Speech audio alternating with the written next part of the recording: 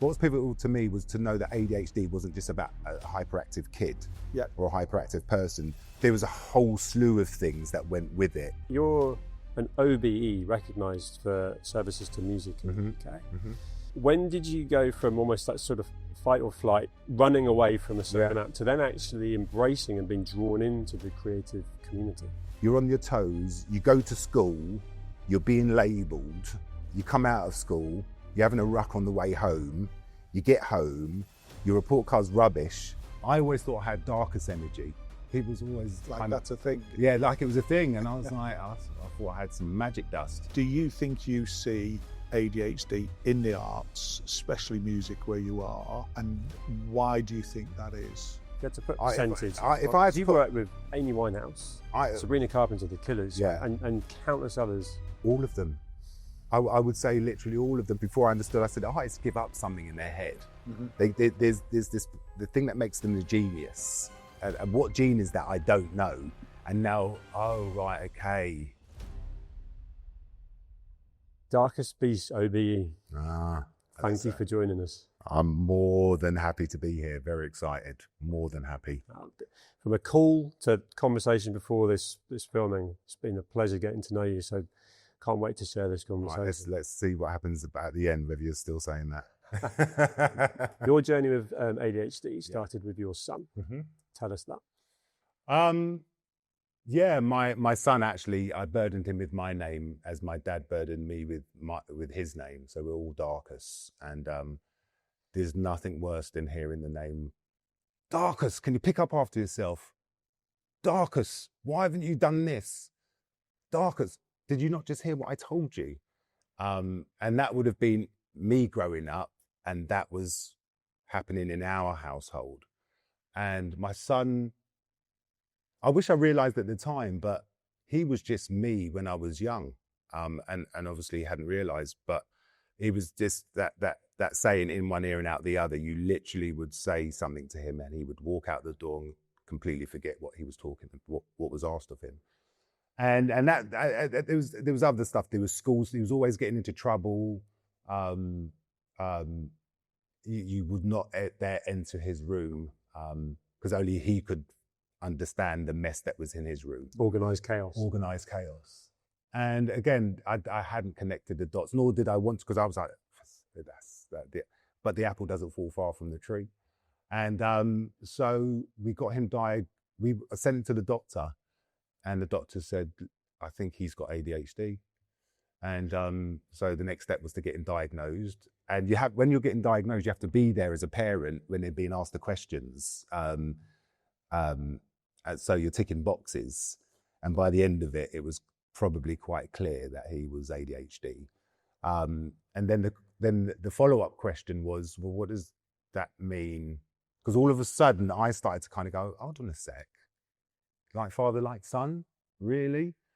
And so I asked the doctor, is there any chance that I could be ADHD? And she went, oh yes. Because she'd seen us all for years and stuff. So I went to get diagnosed, and I had my wife sit with me, and went through ticking boxes. I had my mum on the phone as well, because you have to kind of go back to childhood and did it present as a child? Yeah. And it's just a tick, tick, tick. And it basically turned out that I had suffered from social anxiety and ADHD. So there was, my wife all of a sudden's got 2 ADHD kids. I'll put myself in there because she's, looks after us like kids. But yeah, it was crystal clear that I was ADHD and my son was ADHD. And also my daughter, but she's not diagnosed, but she's OCD. Right. And probably ADHD. Did you know at any time it was hereditary? Because that's something I learned through spending time with. I had no idea it was hereditary, because my mum was like, hell no. Because she was quite, as a lot of people were, kind of like, ADHD is just this fashionable word that's come about. And when I said to my mum, it could be a chance that you could be as well, she was like, hell no. But probably my mum and dad were, now that I look back on it. And for context of this conversation, you were diagnosed 2 years ago. Oh yeah, I was late. I was a latecomer. I always thought I had Darcus energy. People's always Like kind of, that's a thing. yeah, like it was a thing. And I was like, I thought I had some magic dust. But because I would always just go, I was just always on the go. I never would take my coat off. And all of these things, when I realized going back, well, I'd never take my coat off and stuff. But yeah, I just thought I was just had this energy. But I remember when I was a kid growing up, there was this talk about in America, people giving kids Ritalin. Yeah. And that was the first time I'd heard about overactive kids, and it was put down to E additives at the time, if I remember. There was some of that. Yeah. There was some of the E additives and stuff. So there was a kind of recollection, but Ritalin hadn't become I hadn't heard Ritalin for decades until I got diagnosed. So so you're now diagnosed. Mm-hmm. You're taking medication. Mm-hmm. Just an interesting fact: the medicine you take is the same medical compound as Ritalin. Oh wow! Really? It's just delivered in a far more sophisticated manner. Right. Okay. A bit like a very sophisticated screwdriver, as opposed to a hammer to put the screw in the wood. So just out of interest, it's come full circle for you from hearing that. I didn't know that. You're from a group of people Mm-hmm. that is underrepresented in mental health anyway, being black. Yes. As a child growing up in a black community in London, you know, looking at your history of your family and the things that your family have stood up for, there was a lot going on anyway, wasn't there? Yes. In the 70s and 80s. Yeah. So how in your head have you separated out being black, possibly suppressed, but with a family that were fighting against that suppression and all of that stuff that's going on for you as an individual? Because I'm pretty certain, having talked to you, that you've separated out your youth from being the black elements of your youth, the mental health elements of your youth. How did you go through that journey, looking back at yourself, to work out who you are? Whoa. I was probably dodging a lot of bullets at the time, growing up, because you were always in a fight or flight state of emergency. You know, when you left your house, the safety of your house, you were just on high alert. So what do they call it when you're hyper aware?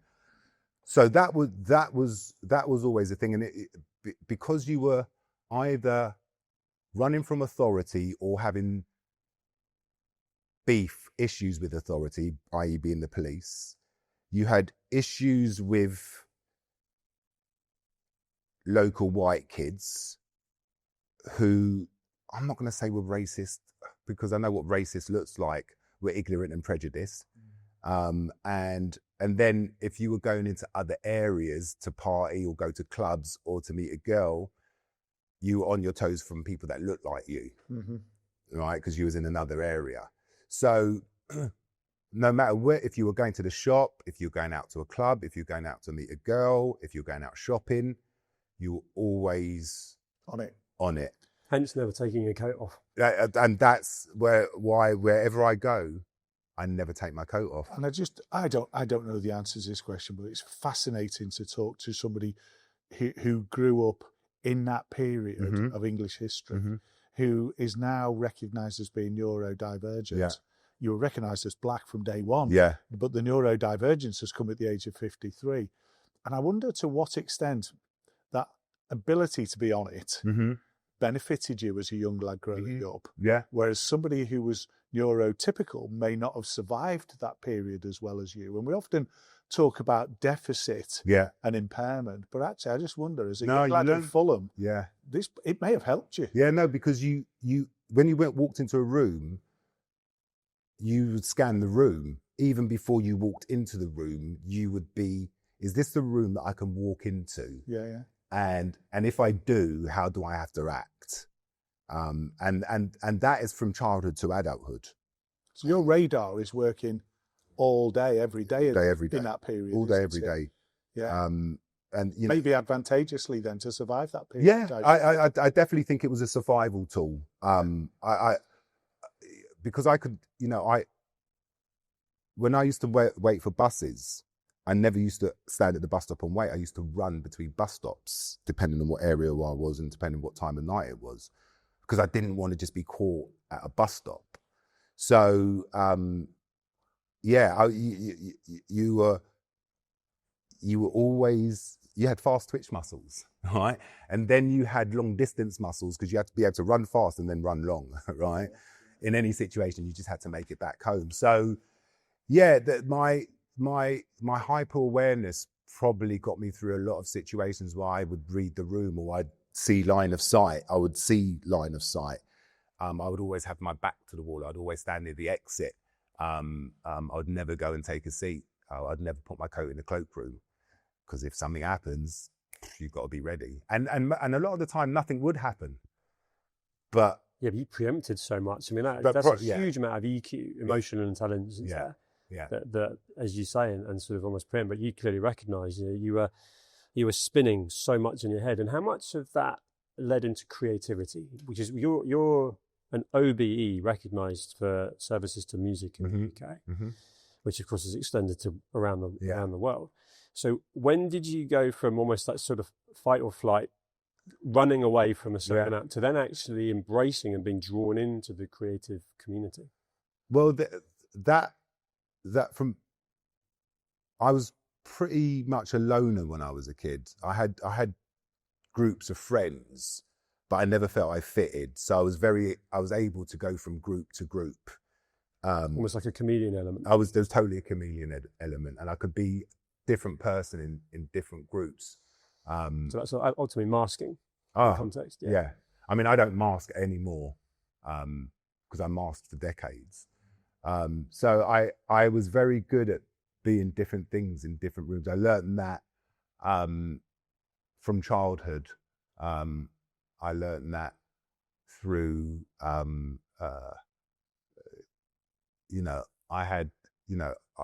witnessed domestic violence. So you build up a resilience. You build up a resilience that you don't know you had, and everybody has resilience. It's just about to what amount, right? And I must have had a credible amount of resilience, because if you read my school reports, they read like, "Where is this kid now?" The comments in the school report were just off the. I mean, the fact that teachers could speak like that about pupils was just off the chain. Do you still have them? Yeah, I put some. I put a couple of them in my book. The English teacher was, if Darcus's mouth was as big as his brain, he would be in university by now, or Darcus will amount to nothing if he carries on this. It was just the language that was used. Pejorative, yeah, you down. Absolutely. Yeah. So 1970s, racist Britain, you're on your toes, you go to school, you're being labelled, you come out of school, you're having a ruck on the way home, you get home, your report card's rubbish, and so your mum's going, "What the hell?" And my mum's a teacher, so I'm not stupid. I'm just wired differently. There's a whole thing. There's so much in what you've just said. I'm going to park some of that for the moment, if that's all right. I'm going to go back to the music industry piece, because I think that's an area where, in the programs that we've recorded thus far, we've never got into the music industry and neurospiciness. I love this neurospiciness. Well, it's a soft touch label that kind of captures emotion of it all. That you've fitted clearly. You've been a huge success you've made out of life in the music industry. And you're around other musicians all the time. So the naive question that I want to ask is, do you think you see ADHD in the arts, especially music where you are? And why do you think that is? Again, until I was diagnosed, I would have labelled artists that I now know are on the spectrum, neurospicy. They would have been labelled frustrating, combative, feisty, can't finish what they've started, and they're very emotional, right? And lyrically, those type of artists come from a place, and you hear it in their lyrics. They come from a place which is deep down, and then they're labelled, they're the kind of broken artist, or the artist with stories to tell, and these artists are coming into their art, especially when they get signed, because now I understand that they come in masking as well. So no one's being honest. So no one really understands each other, and that's the creativeness, just people just. But there's a trajectory that I think a lot of artists who are diagnosed are on, including myself, that I don't want to say broken, but again, they're differently wired, and if you don't understand that, the baby gets thrown out with the bathwater. How many do you think? If you had to put percentage, you've worked with Amy Winehouse, Sabrina Carpenter, The Killers, and countless others. How many? All of them. I would say literally all of them, because to be that, or wanted to express that, I always just say that I always used to, again, before I understood, I said, it's give up something in their head. Mm-hmm. There's this, the thing that makes them the genius, and what gene is that, I don't know. And now, okay. There's also something, is there perhaps, of it being an outlet for those emotions, mm-hmm. that's safe. Mm-hmm. And if it's prolific, as you suggest it is, ADHD in the musical arts world, then there's going to be a safety around people, even if they don't identify as being ADHD in musical. Yeah. It's wired differently in musical. It's behaving differently in musical. And I think it's exciting for us to tap into this, because we've got genius in the world, and in the world of music. And some of these people have written the kind of, they've written the soundtrack of our lives, haven't they? But what they're writing is the soundtrack of their life. Yeah. And we're tapping into that. And sometimes, as you say, when you read the lyrics, you're seeing those dark places, which are... Well, that's why, again, 99% of the artists that I've worked with that have been super successful, it doesn't make them happy. I don't know any artist that I've worked with at the pinnacle of their success who are happy. And so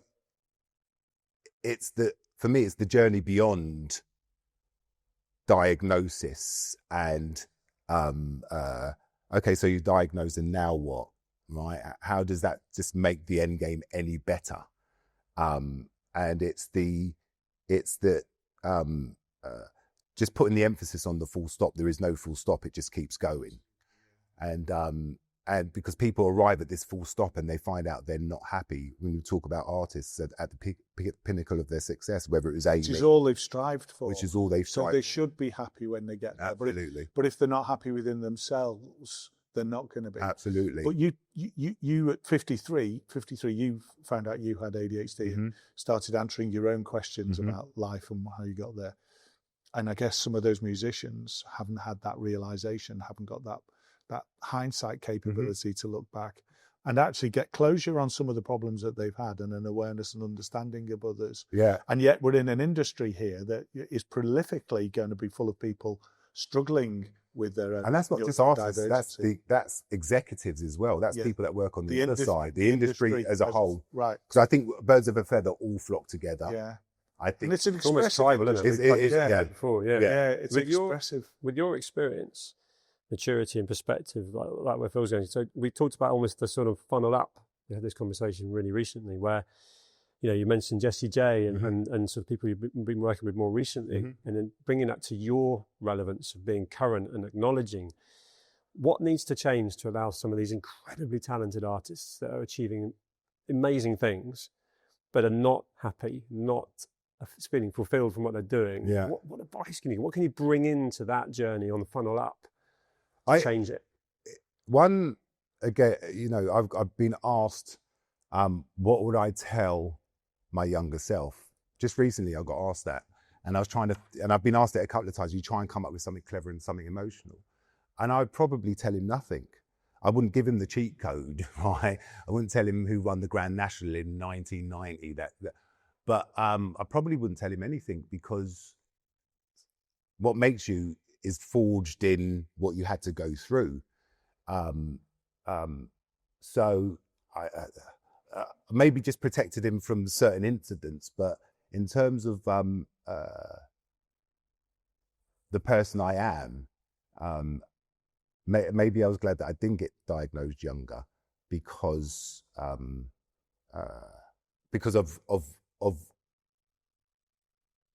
what I would have then put safety measures in, and not being so gun-ho about stuff. It's a bit sliding doors, isn't it? Yes, very much so. You were given the tube door, and that's where you went. Yeah. And your creativity, your impulsivity, that gun-ho that you just described has got you to where you are. Yeah. You've had your hard knocks to get here.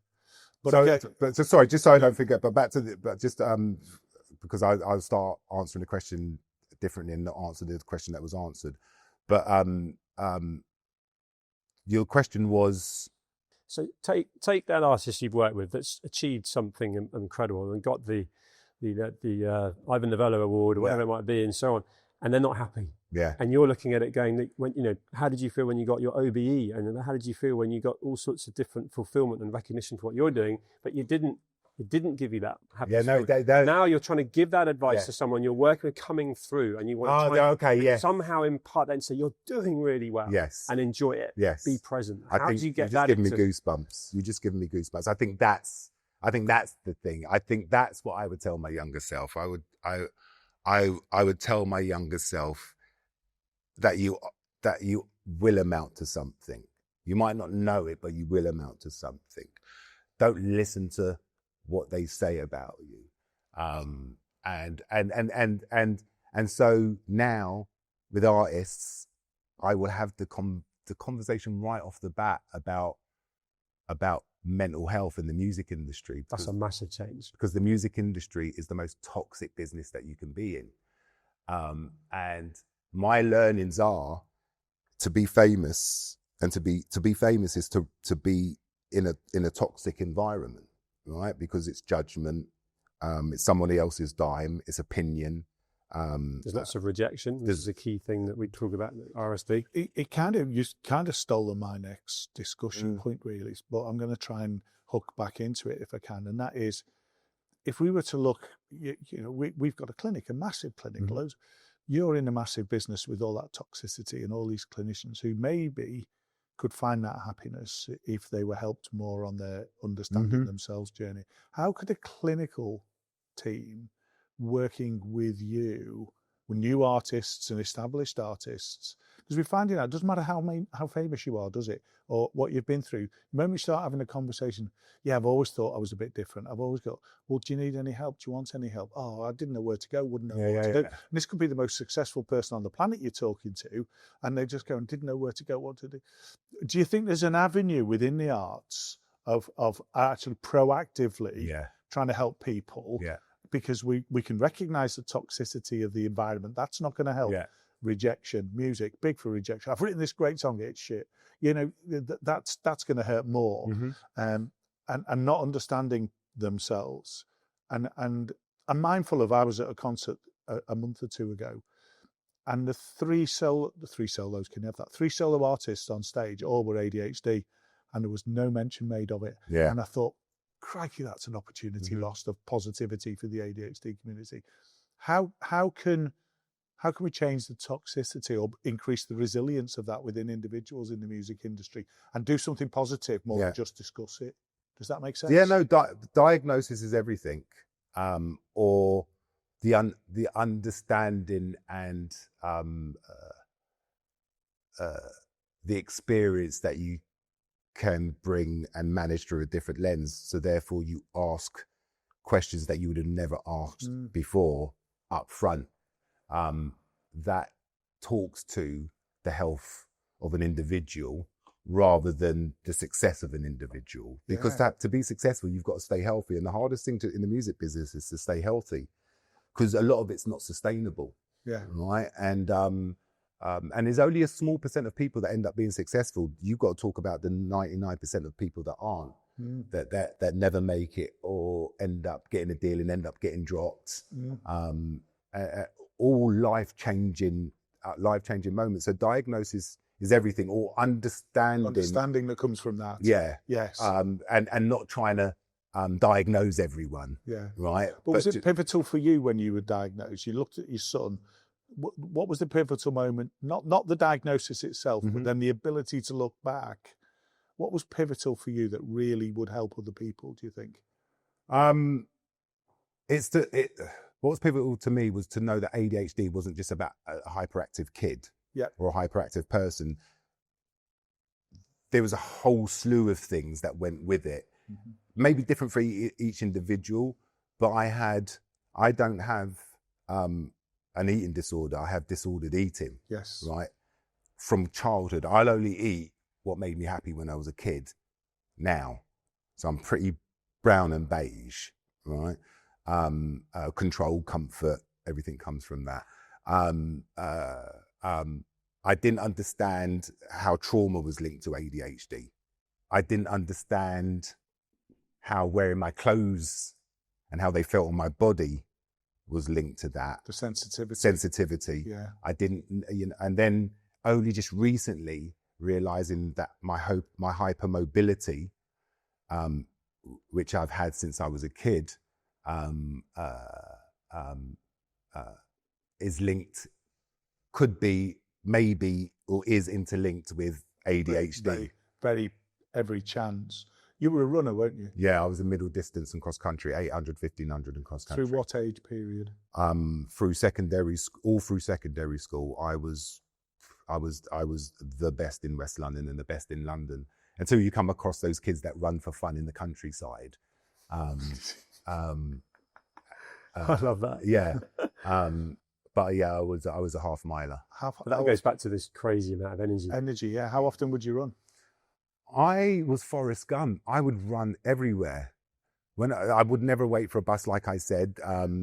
So that kind of fight or flight was good for my training. That came from, I remember I was disrupting a football match in the playground, and the teacher said to me, "Darcus, why don't you run around the playground and time yourself, and then see if you can beat it," right? And that's how he got managed you. And then I just ran. From that point, I just ran and ran and ran and ran and ran and ran and ran. Even up to, I remember going to New York when I was living in New York. I was like, I'm gonna conquer the inner circle of Central Park and the outer loop of Central Park, the Jackie Onassis Reservoir. I was just running until I couldn't, until I blew my hips out. You can keep pushing that. And we talked off camera just before we started filming about how, so if you look at how you were putting your focus into a new personal best, a new opportunity. I always had to PB. And this resonates with that's almost the addictive element, the whole it challenge. Yeah. I've often always said, if it's a business opportunity, if you dangle a tenner in front of me, I'm glad. If it's someone tells me that your PB was X, I'm going to try and beat it. Can't help it, right? Yeah. But we also know, and you must be that tribal element, if you like, the amount of people you grew up with, spent time with, that have gone left instead of right, if you like.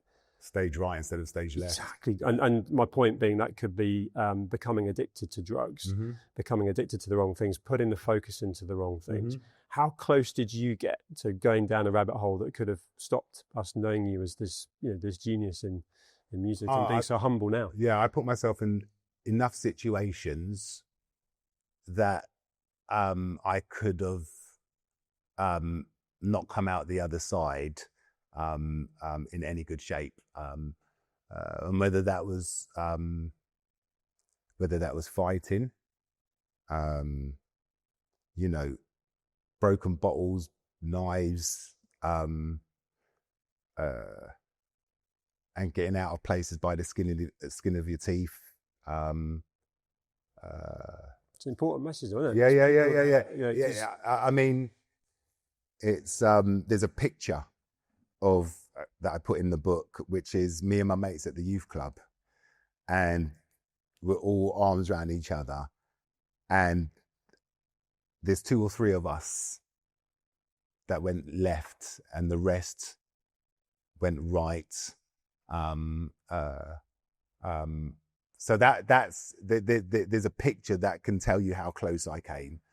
That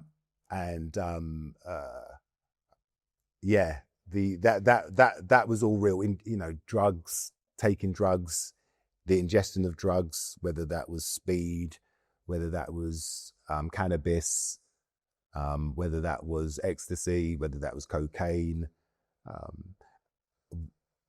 Looking back, because it felt habitual rather than being addicted, or it felt like a crutch.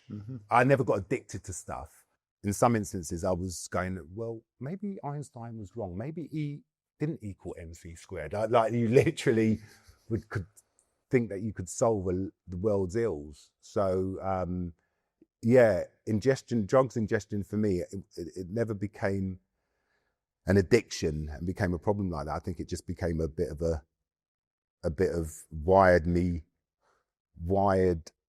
rewired. Well, the science would say that whatever you were taking, and we don't need to explore what, is doing exactly what your methylphenidate medicine was doing. Yeah. And one of the troublesome aspects of that is that if it does that, one's legal and one's illegal. Yes. But if you're taking an unlawful substance and it's allowing you to challenge Einstein's E equals MC squared, and you're thinking, well, hang on, I can sit and watch a movie now, and I couldn't sit and watch a movie before. So now if I want to watch a movie, I've got to have some blow or I've got to have some cocaine. Yeah. That starts to become problematic. Yeah. Somehow you've managed to avoid that. And again, coming back to the industry, for me, an industry that has been far from clean. Well, no, but that was that. Again, just realization that everybody was self-medicating, but no one could be honest about it. Yeah. So a lot of it was hidden. People talk to me about Amy and her drug taking. Well, you must have known, or did you know? I was like, no one does drugs in front of you. You don't know until it all gets messy, right? And it starts kind of falling out and, out behind closed doors that you kind of go, oh shit, something's going on. But by then it's too late, right? So, a lot of artists, there's for years historically, sex, drugs, and rock and roll. People were just self-medicating but it was looked as something different, and there was never kind of, maybe there's an issue here.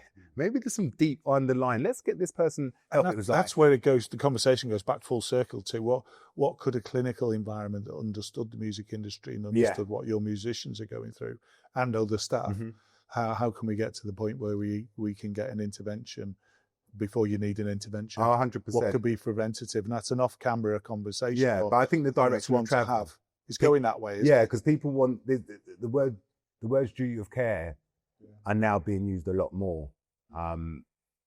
If you have if you have such an experience with an artist that an artist passes away on your watch, you are gonna, you better, but you are gonna change the way immediately. You've got to learn from that. And it's horrible because when they put in a new zebra crossing or a new traffic calming measure, it's because there's been accidents that happen there, and they've happened more than once, and now they've put a calming measure. And it's such a shame that someone has to have a bad accident or die before people kind of go, right. Yeah. Do you think that's one of the reasons why you were so vocal about your diagnosis? Because you only got diagnosed like just slightly less than 2 years ago, but there was no shame, which we talked to a lot of people that have gone through that whole, and it was an element of the fact that you identified, you've got your son's experience, uncontrollable, relating that to you, to countless artists, some who would quite simply not hear anymore, like Amy. Yeah.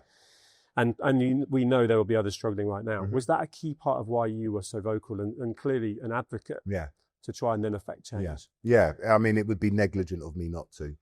And, I feel that. Yeah. Massively. And that's powerful, Yeah.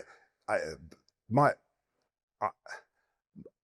my life, sometimes I view my own life outside looking in. Have you always done that? Yeah. Or would you do that more retrospectively? No. I think my life has always looked like a movie to me. That someone else is living it.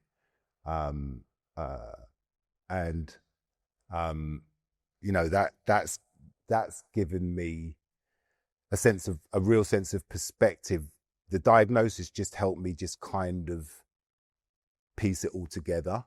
And as much as what I've gone through has made me, I wouldn't want, and in answer, maybe I would tell my younger self a couple of cheat codes, because I would want him to kind of,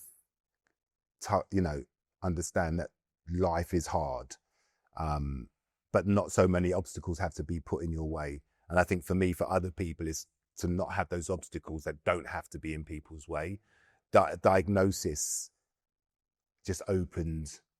The hardship was almost a rite of passage, 70s, Yes. 80s, 90s. Yeah. And I think what you're saying there is you've got a moral responsibility now to not just reflect on what could have been, to actually stop that being a rite of passage going forwards for the next generation of genius musicians, learning from what you've learned, both in terms of an amazing career, but also a lot of struggle, a lot of hardship.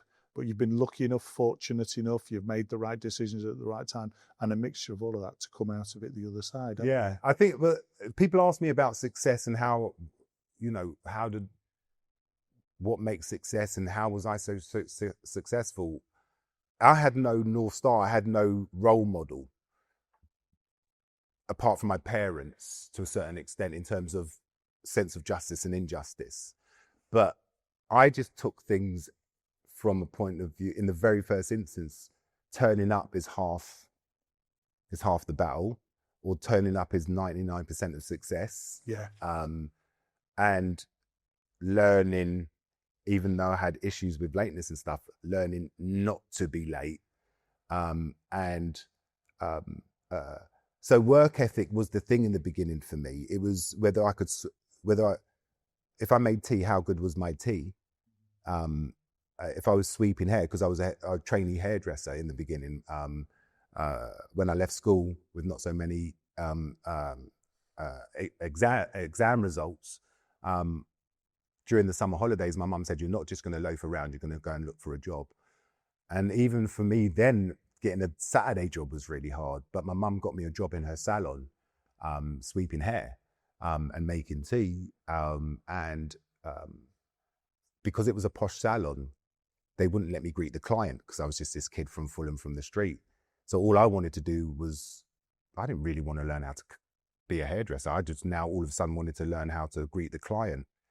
I wanted to learn how to make the best tea. I wanted tips. So I learned that if you had good salon etiquette, tips could come your way.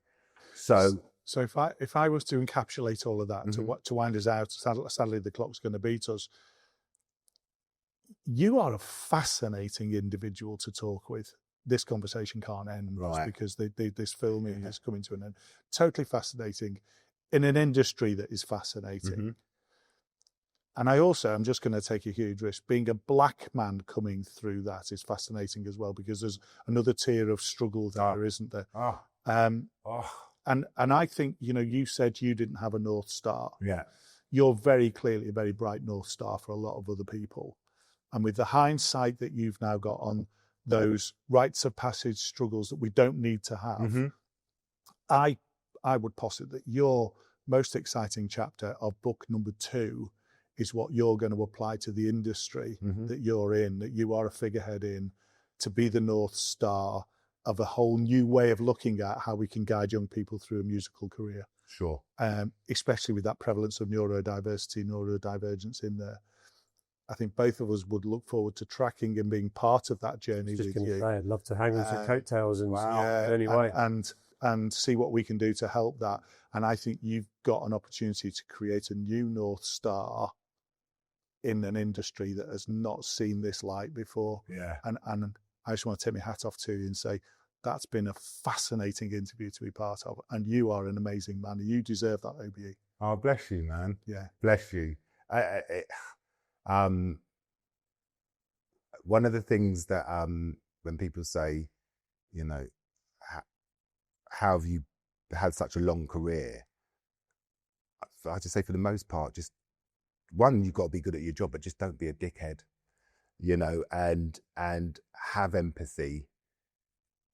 Treat people how you wasn't treated.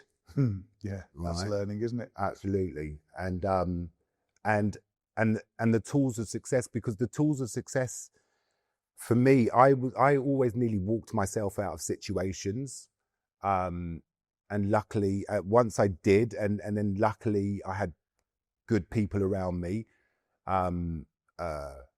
This wasn't a straight line. No. And how I got there wasn't sustainable. It was never going to be sustainable long term, and that's why I burnt out. And this is decades later, but I took things on. One, because I was one of one doing it at the time, but I would catch a plane to LA and come back the next day. No, I'd come back the same day. Right? I'd go to LA and do a meeting and come, because no one else would do that. So I would do it. So I would put myself in a situation where I would go harder than I know that anyone else would do. This goes back to the PB, the person. Yeah, it does. Absolutely. We've got to wrap out now, and I think that's a good note to wrap out on. So we'll keep the cameras rolling, but we've got to wrap out. Yeah. You've always striven for your own PB. Yeah. I think you always will. Yep. And I think for other people, they will benefit from your new PBs with a new outlook in life. Dude, you're good, man. And I mean it. I mean, I had the most memorable chat with you before today. So I've been, you said goosebumps earlier. I've been looking forward to this. Yeah. Wow. Love that. And I love the fact that you brought up empathy. Yeah. Because what you said, which is so lovely, that almost like your legacy that comes next is unwritten. It could be your greatest. Mm-hmm. You've got that perspective, you know, that the line wasn't straight, but you will smooth it out for other people. Well, that, and I've always been aware that collaboration, if you can walk into the room with other people that just make you shine a little bit brighter, or I can make you lot shine a little bit brighter, but what is value both ways. But yeah, this, I work so hard when success for me was paying off my mortgage and never getting fired. It just then took me to these other places, right? So money was never the issue, and now money's not the issue. So what am I doing now? Because it's not about a hit, it's still about a career. Careers other people now. Yeah, 100%. You know, and there's another book in you. Yeah. Definitely. There's another, you know, people talk about another chapter, you've got another book. Who's going to play you in the movie? Oh, mate. I mean, everything has been so surreal. Like, literally, they're shooting a documentary. Paramount, Warner, BET have commissioned the documentary. The paperback of the book is coming out in September. So for me, it just feels, being in this room, that I'm going somewhere. I don't know the end game. You don't need to. But I'm going somewhere. We'll come with you. Yeah? Yeah, 100%. Is that a promise? Absolutely. Is that a promise? We're in the tribe, man. Can we be put on the same WhatsApp group? Yes. 100%. Yeah? Yeah. 100%. Let's do something. Let's make a difference. Make a change.